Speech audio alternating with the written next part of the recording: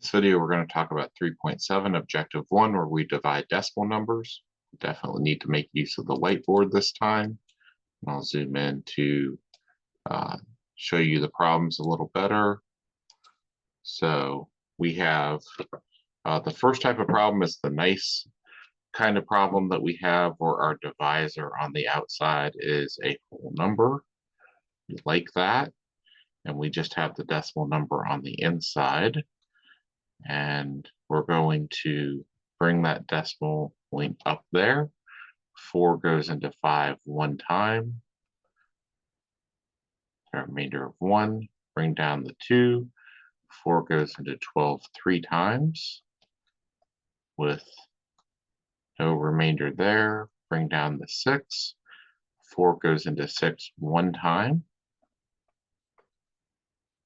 With the remainder of 2, bring down the 8. 4 goes into 28 7 times. That's 28 with a remainder of 0. So our answer here is 13 and 1700ths. Let's try that kind of problem again with the next problem.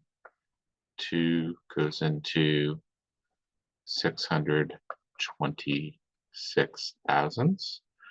Okay, 2 goes into 0 0 times. Bring up that decimal point. 2 goes into 6 3 times.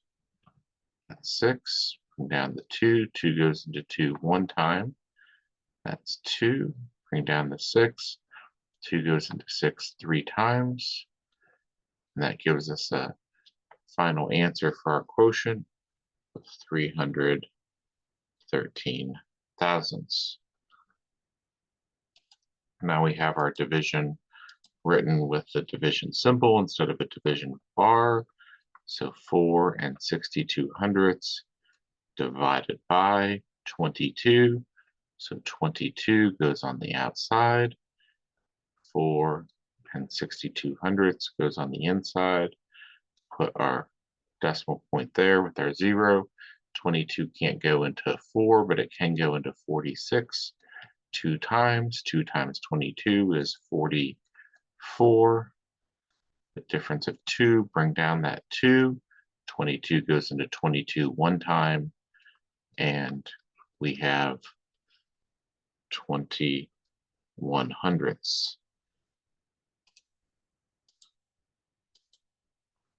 All right, let's look now at 5 into 17 and 5 tenths. 5 doesn't go into 1, but it goes into 17 3 times. That's 15. Bring that decimal point up. Difference of 2, bring down the 5. 5 goes into 25 5 times. And we have a remainder of 0, so that's 3 and 5 tenths.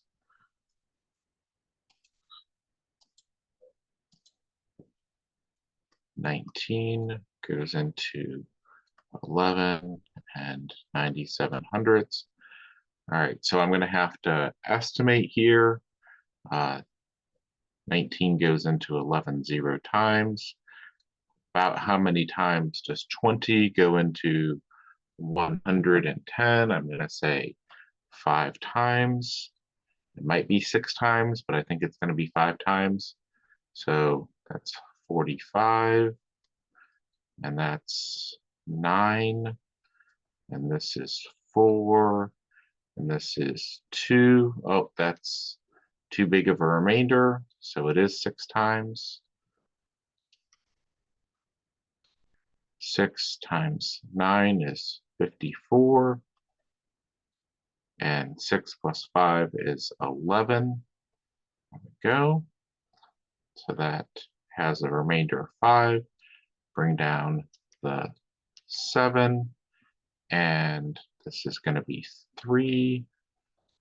27, 3 plus 2 is 5. That's 0. So my answer is 63 hundredths. All right.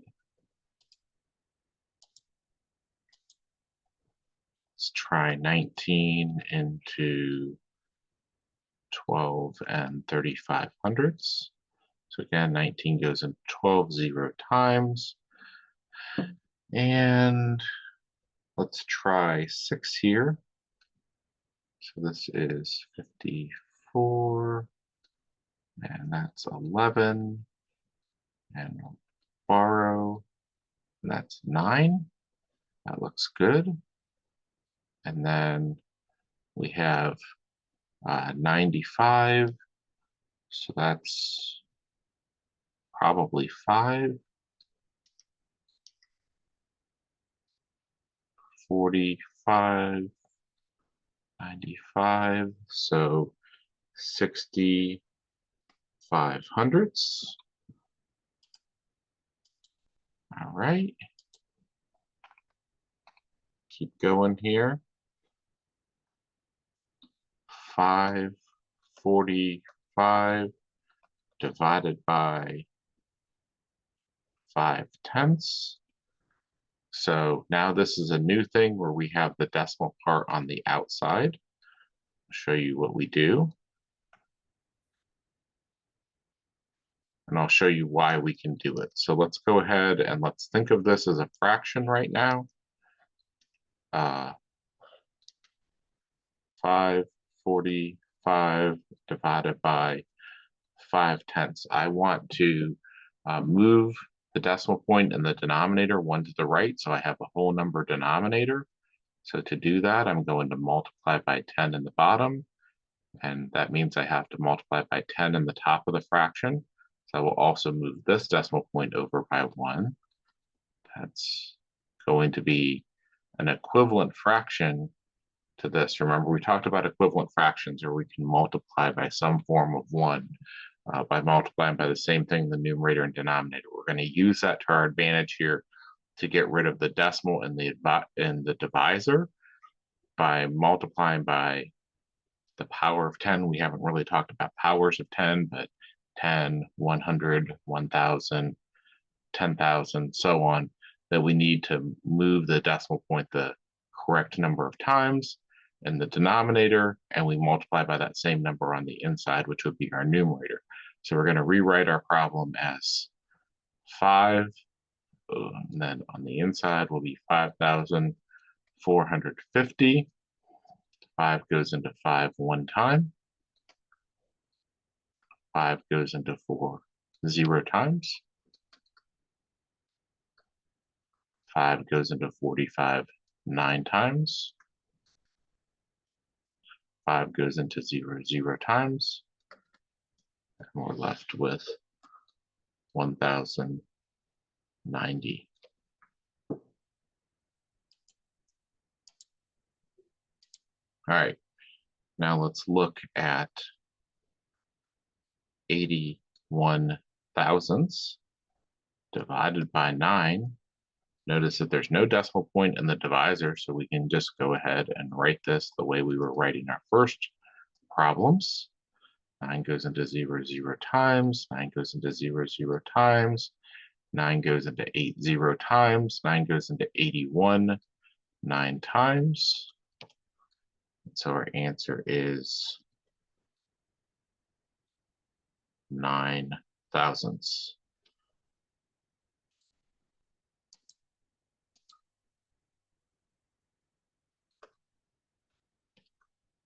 $48 thousandths divided by 8. 8 on the outside. 48 thousandths on the inside. 0 0 0. 8 goes into 48 6 times. That's 0 0 0 6.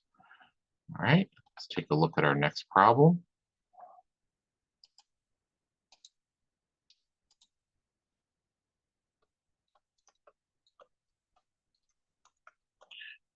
We have a whole number divisor, that's good.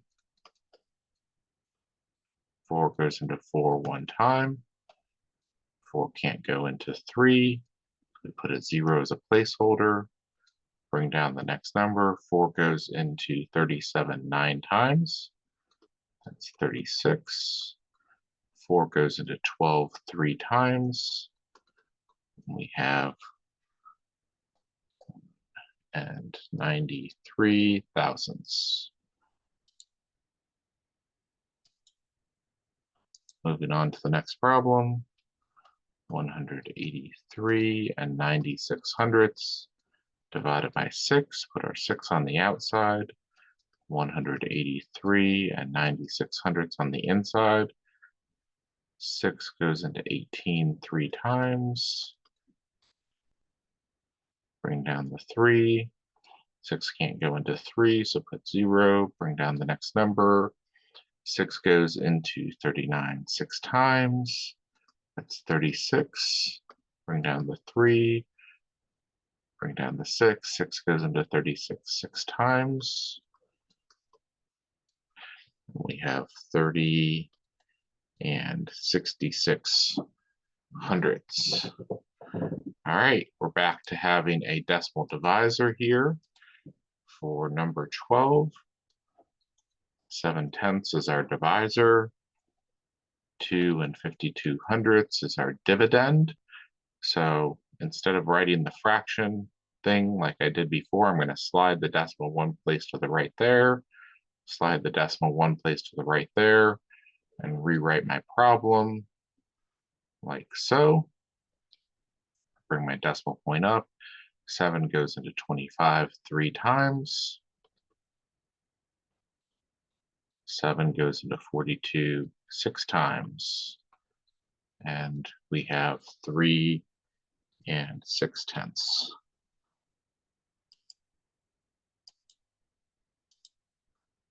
Now we have 3 hundredths as our divisor. 1 and 317 thousandths is our dividend. We're going to move 2 decimal places to the right in both our divisor and dividend to give us 3 into 131 and 7/10 as an equivalent problem. 3 goes into 13 4 times. That's 12 with a difference of 1. Bring down that 1. 3 goes into 11 3 times. That's 9 with a difference of 2. Bring down the 7. 3 goes into 27 9 times with a remainder of 0. And that's 43 and 9/10.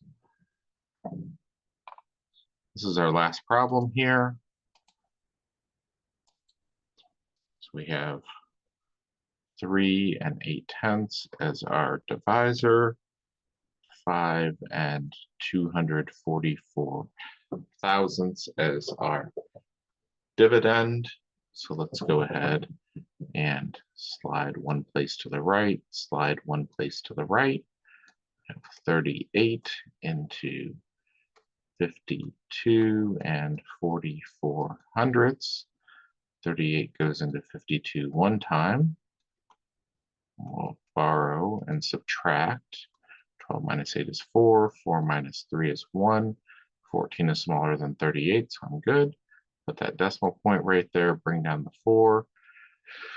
38 goes into 144. Let's try 4 times.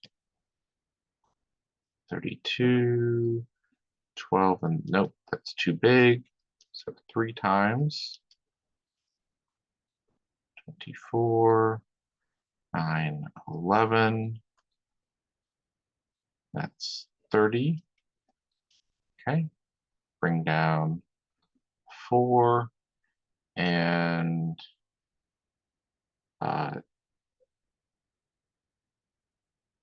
9 is going to be too big because 27 and 7 is 34. 6 and 24, let's try 8. So 64, and then 24 and 6 is 30. That's perfect.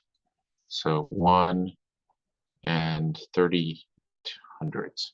We may come back to talking about this later, but we didn't do anything where we ran out of decimal places here before we got a remainder of 0. If that happens, we can continue to add zeros at the end and keep going until we run out of place values. Sometimes you'll see the decimal values will keep repeating, and we may talk about that. Sometimes we won't see a pattern for them to repeat. They should always repeat or terminate, but we may not see the repeating pattern. And so we'll have to be told in those problems how many decimal places we're supposed to go to, when we're supposed to round. But all of these came out exactly. Just don't think that that means that that's always what's supposed to happen. Okay, so we'll come back next time and talk about 3.8, where we use simplified multiplication to multiply decimals. See you for next week.